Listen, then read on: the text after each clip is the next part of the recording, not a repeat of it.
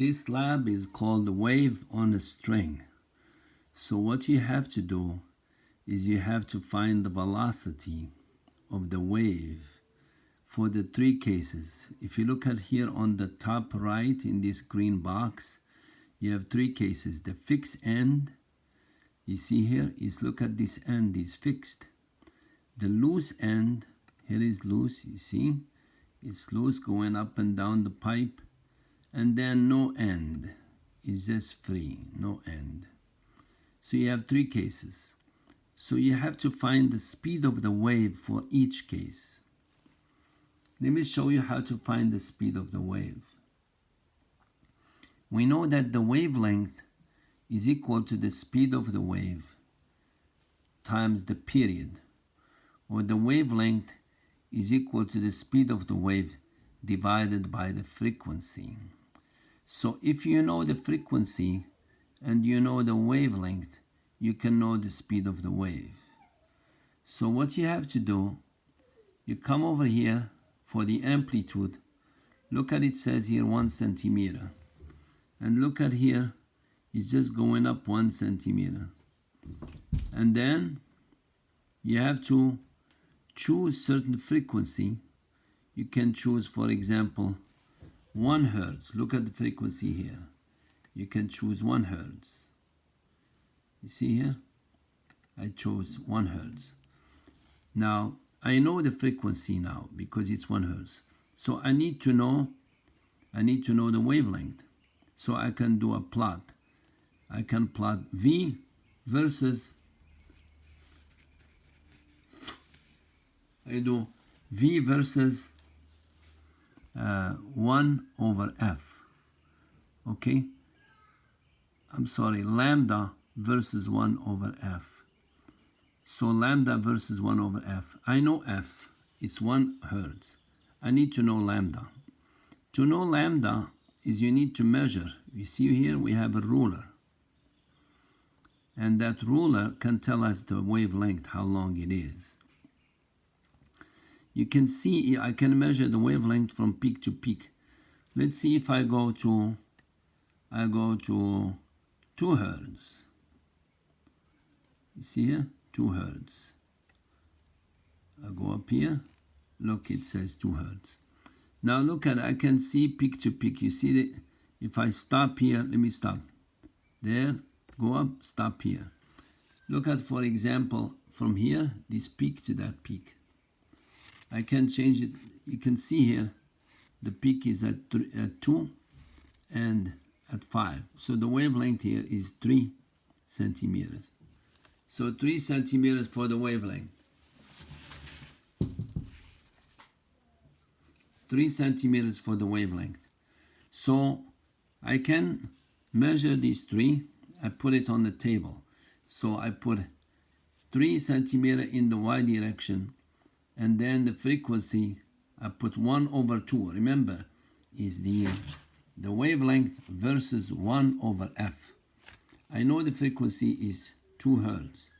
I know the wavelength is 3 centimeters. So here is one data point.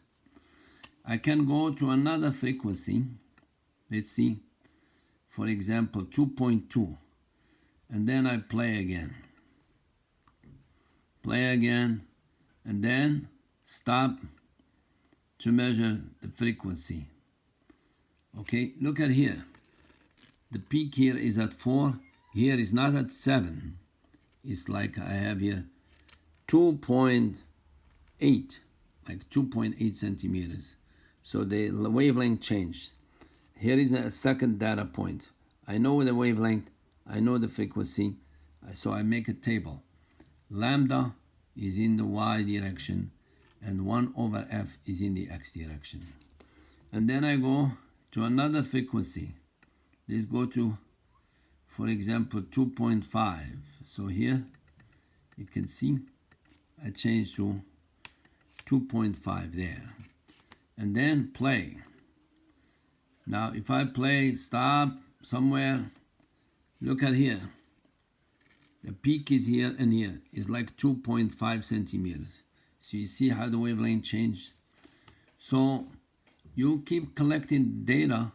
The wavelength versus 1 over f. And then the slope is actually the velocity of the wave. So you do, for example, 10 data points, and find the velocity of the wave. After you find that velocity of the wave, you record it. And then you go to the loose end. Here is a loose end. And you do the same thing, okay, with the loose end. You can go back to 2 or 1.5 and then measure the wavelength, wait for it to settle. You can stop and see where the peaks are. And then when you find the wavelength, you can do wavelength in the y and 1 over f in the x. And you do that like 10 times, 10 data points. And then the slope will be the velocity. So you do the plot in Excel, and then find the velocity. After you find the velocity, you go to new end here, and you play. You play, let's see, here is that, and you change the frequency, and then you get the data. You have the frequency, you have the wavelength, frequency, wavelength, and then you do the plot and get the velocity. So you have to find 3 velocities, one for fixed end, one for loose end, and one for no ends. And then you need to see which one is bigger, which one is smaller, and then you write that down in your conclusion. If you need the timer, it's here. You see, if I play here, look at the timer. It's telling me the time. Okay? If you want to follow some point, or you want to measure the period or something like that. But the frequency, you have it. If you know the frequency, you can know the period. 1 over the period is the frequency. Now, you see here, I have the tension. Something is pulling this string. So I put here tension high. Make sure you have tension high. And damping, make sure you have some damping. Something try to slow that wave down.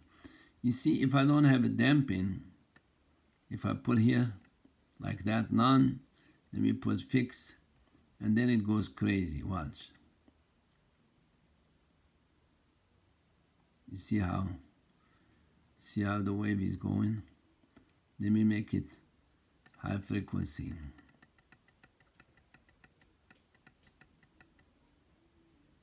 Let me go here. See? It gets wild. So you play around with it. This is very good lab. So summary. You need to find the velocity for the 3 cases. Fixed end, loose end, no end. And how do you find the velocity? You need to plot lambda versus 1 over f. And you do it for each case and get that velocity. And that's your lab. Good luck.